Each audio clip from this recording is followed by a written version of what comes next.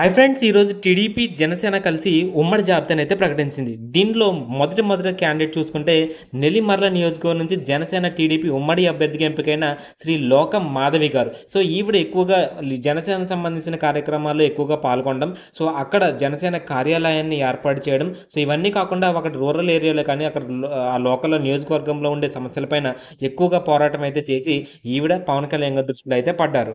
Next అభ్యర్థి చూసుకుంటే నాదెండ్ల మనోహర్ గారు. ఆంధ్రప్రదేశ్ రాష్ట్ర శాసనసభ స్పీకర్‌గా పనిచేశారు. ఇతను జనసేన పార్టీకి చెందిన రాజకీయ నాయకుడు. ఇతను తెనాలి శాసనసభ నియోజకవర్గం నుంచి శాసనసభకు ప్రాతినిధ్యం వహించబోతున్నారు. ఇతను ఆంధ్రప్రదేశ్ ముఖ్యమంత్రిగా పనిచేసిన నాదెండ్ల భాస్కర్‌రావు గారి కుమారుడు.